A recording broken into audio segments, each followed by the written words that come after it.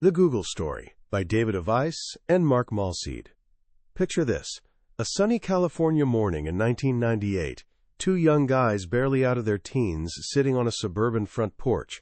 These PhD students had stumbled onto an idea so wild that every major tech company had laughed them out of the room. Their money was gone. Time was running out. Any minute now, a silver Porsche would roll up carrying Andy Bechtolsheim, a Silicon Valley investing legend. Larry Page and Sergey Brin had no business plan, no fancy PowerPoint deck, just a jerry-rigged computer server built partly from Legos and an unshakable belief that they'd cracked the code on organizing the world's information. After a quick demo, Bechtolsheim pulled out his checkbook and scribbled out a $100,000 check, made out to Google Inc. Just one tiny problem, though. Google Inc. didn't actually exist yet. The Google story isn't just about building a search engine. It's about what happens when two brilliant minds decide to have what they called a healthy disregard for the impossible. It's a masterclass in how a simple yet powerful idea, defended with fierce determination, can reshape how billions of people live their daily lives. This book takes us behind the scenes, into the garage, the boardrooms, and inside the heads of two founders who were told they had $1 million project at best, only to build one of the most valuable and influential companies in human history. By the time we're done, you'll understand the secret ingredients behind their rocket ship rise. You'll see how a philosophy of don't be evil became both their North Star and their biggest source of conflict. And you'll discover the principles that allowed two argumentative kids to build an empire that now, for better or worse, touches nearly every corner of our modern lives. This isn't just a business story, it's a blueprint for thinking bigger than anyone believes possible. Our story kicks off not with a brilliant idea, but with a good old-fashioned argument. Spring 1995 at Stanford University, a quiet, thoughtful Midwesterner named Larry Page was visiting as a prospective grad student. His tour guide? A confident, outspoken math prodigy named Sergey Brin. From the second they met, they clashed on basically everything. Each thought the other was completely insufferable. But underneath all that friction, something clicked. Both Larry and Sergey were what the authors call second-generation computer. They didn't just grow up with computers. They grew up inside them. Larry's dad pioneered computer science and artificial intelligence at Michigan State. His mom taught programming. Sergey's father was a math professor at the University of Maryland. His mother a NASA scientist. In both their homes, intellectual combat wasn't just encouraged, it was practically the family sport. They were raised to question everything and defend their ideas with passion. So what looked like arguing to everyone else was actually their native language. It was how they tested ideas and pushed boundaries. That constant intellectual sparring soon transformed into one of the most powerful partnerships in modern business. Back then, the internet was like a massive library after a tornado hit. Complete chaos, no organization system. Early search engines like AltaVista or Excite were pretty clumsy, just counting how many times a word showed up on a page. Search for car, and you might get 1 million results, with some random person's blog ranking higher than Ford's official site. Frustrating doesn't even begin to cover it, and for researchers like Larry and Sergey, this was a problem screaming for a solution. Larry, who never dreamed small, announced an idea that made his advisor literally laugh. I'm going to download the entire World Wide Web. He figured it would take about a week. It took over a year. But while crawling through billions of links connecting all those pages, lightning struck. He realized that in academia, important research papers get cited constantly by other papers. Thousands of citations, that's a landmark paper. 0 citations, forgotten.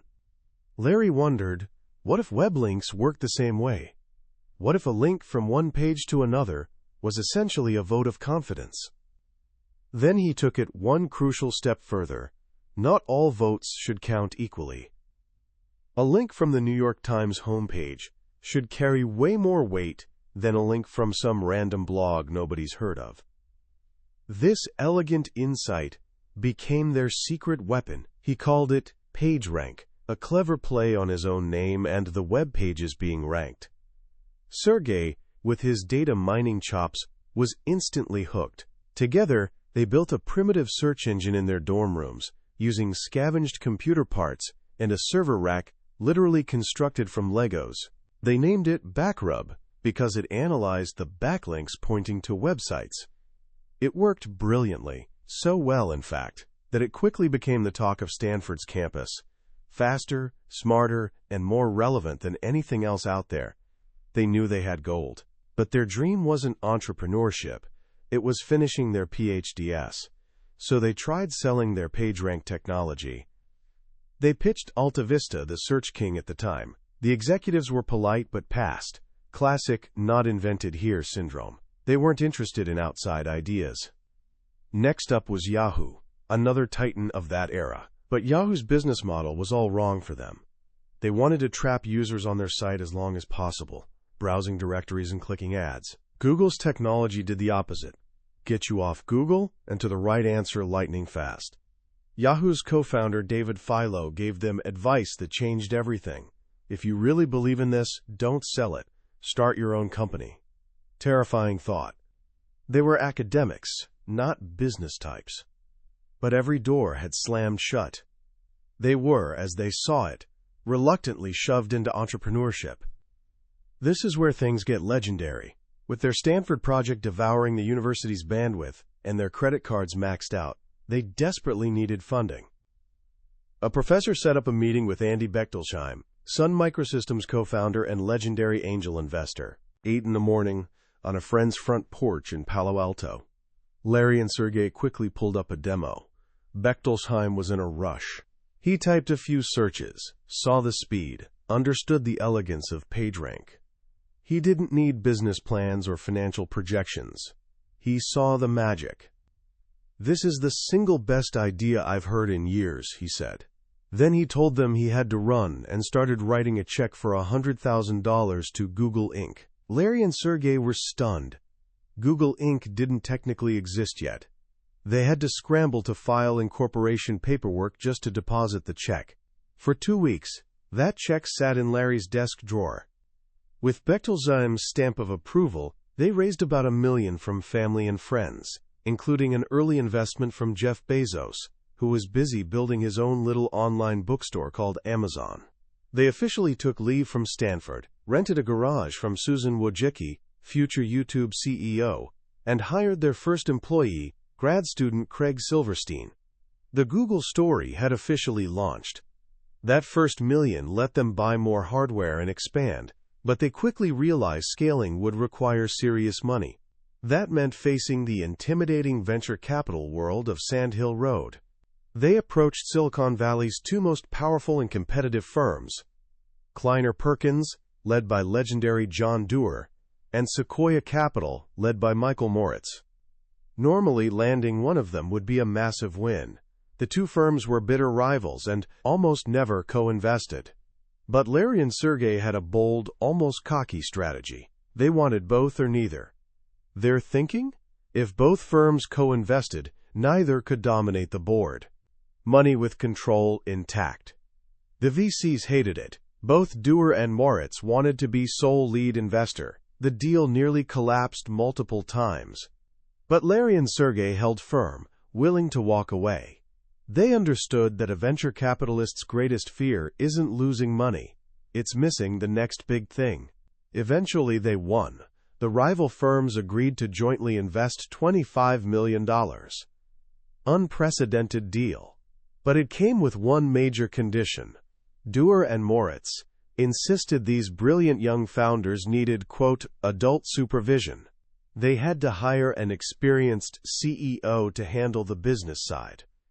This was Larry and Sergey's nightmare. They'd fought so hard for control. They interviewed candidate after candidate, deliberately making the job sound awful.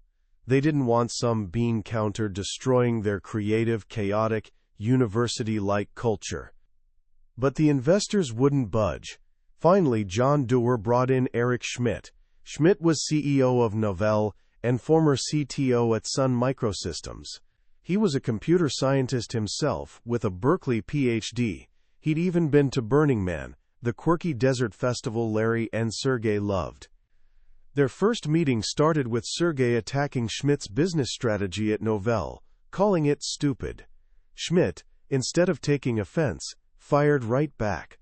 For 90 minutes they battled, debating and challenging each other. By the end, Schmidt was energized. Best argument he'd had in years. And for Larry and Sergey, they'd finally found an adult who spoke their language. After months of negotiation, Eric Schmidt officially joined Google as CEO in 2001. The leadership became a triumvirate. Larry as president of products, Sergey as president of technology, and Eric as CEO handling business operations. This unique power-sharing structure would guide Google through its most explosive growth period. So they had leadership, funding, and the planet's best search technology. But one massive question remained. How would they actually make money? Their initial plan of licensing their search technology had flopped. For a long time, Larry and Sergey deeply opposed advertising. In an early academic paper, they wrote that ad-funded search engines were inherently biased, and that relying on ads would corrupt the purity of search results. This thinking birthed their famous motto, "Don't be evil." But reality came knocking. They noticed a company called GoTo.com, later Overture, with a clever model. Advertisers could bid on keywords. Highest bidder for shoes got their ad at the top when someone searched for it. Effective, but to Larry and Sergey it felt sketchy. The highest bidder wasn't necessarily the best or most relevant result. So they took that idea and gave it the Google treatment. They'd also auction keywords. But ad ranking wouldn't just be about who paid most. It would combine bid price with relevance, measured by actual click-through rates. Pure genius. More relevant ads got more clicks, meaning more money for Google and a better experience for users. They also made a crucial design choice. Paid ads, which they called sponsored links, were clearly separated from organic search results, kept in a box on the side so as not to pollute the core product. This system transformed Google from brilliant technology into a money-printing machine, creating what the authors call the Google economy. Thousands, then millions of small businesses that could never afford TV commercials could now reach global audiences for pennies per click. Self-service, democratic, incredibly scalable. By 2002, Google landed a massive deal to power America online search, instantly reaching 34 million new users. Revenue went from trickle to fire hose. By 2004, the company was so large with so many employee shareholders that by law they had to do what Larry and Sergey had dreaded: go public. They were determined to do it their way. They hated traditional IPO processes, where Wall Street banks would underprice stock and give shares to favorite clients who'd flip them for quick profits on day one. Felt corrupt to them. So they chose an unconventional Dutch auction method, where bidders themselves set the price, and anyone, from massive institutions to individual Google users, could participate. They also created dual-class stock, giving themselves shares with 10 times normal voting power. Even as a public company, they'd retain absolute control over Google's destiny. In a letter to new shareholders, they laid out their philosophy, borrowing from Warren Buffett: "We won't smooth quarterly earnings." They'd always prioritize long-term innovation over short-term profits. "Google is not a conventional company," they wrote. "We do not intend to become one." The road to IPO was chaotic. Their unorthodox approach infuriated Wall Street. SEC investigations followed. And in terrible timing, an interview they'd given months earlier was published in Playboy magazine just weeks before the offering, potentially violating SEC quiet period rules. The press had a field day. The celebrated IPO seemed ready to collapse. But on August 19, 2004, Google went public at $85 per share. Within a year, it soared past $300. Larry and Sergey, the grad students who couldn't sell their project for $1 million, were now billionaires many times over. With that cash flood and public attention, Google entered a new era. The race intensified. Microsoft, the sleeping giant, finally woke up. Bill Gates, watching Google hire engineers with identical skill sets to Microsoft's, realized they weren't just a search company. They were a software company coming for his empire. What followed was all-out war for talent. Google opened an office right near Microsoft's Seattle headquarters and started poaching top engineers. The most high-profile battle came when Google hired Dr. Kai-Fu Lee, a top Microsoft executive, to lead their China operations. Microsoft sued, and Steve Ballmer, Microsoft's CEO, reportedly told an employee leaving for Google, "I'm going to destroy Google." The China fight highlighted Google's first major moral compromise. Operating search in China meant agreeing to government censorship rules. For a company with "Don't be evil" as their motto, and a mission to make all information universally accessible, this was agonizing. Eric Schmidt created what he called an evil scale, and decided providing limited information beat providing none. But it tarnished their image, and proved that in the real world, their idealistic motto would face brutal tests. Meanwhile, they innovated at breakneck speed, fueled by a principle established early: 20% time. Engineers could spend one day weekly on any project that interested them. This wasn't just a quirky perk, it was Google's growth engine. Google News, the automated news aggregator, came from a 20% project by engineer Krishna Bharat, frustrated trying to find 9/11 information from multiple sources. Frugal, now Google Shopping, was another, but the most controversial and world-changing product from this period was Gmail. When Google announced Gmail on April 1, 2004, everyone assumed it was an April Fool's joke. They offered 1 gigabyte of free storage, 500 times what Microsoft offered. So ridiculously generous it seemed impossible, but it was real, with one catch. To make money, Google's computers would automatically scan users' private emails to serve contextually relevant ads. Public firestorm. Privacy advocates were horrified. Lawmakers threatened bans. For the first time, the public viewed Google with suspicion, not as a friendly helper, but as Big Brother reading their mail. Larry and Sergey were blindsided. To them, it was elegant engineering. They struggled to understand that the world didn't always see things through the logical, unemotional lens of software developers.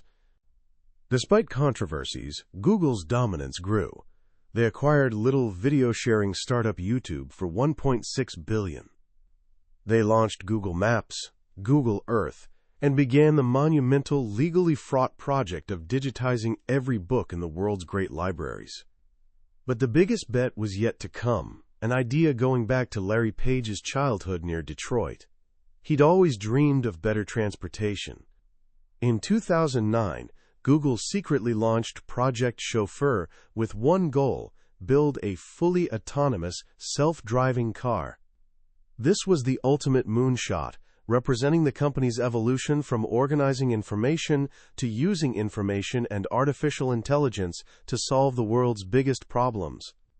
The self-driving car project eventually graduated from Google's secretive X Lab to become its own company, Waymo.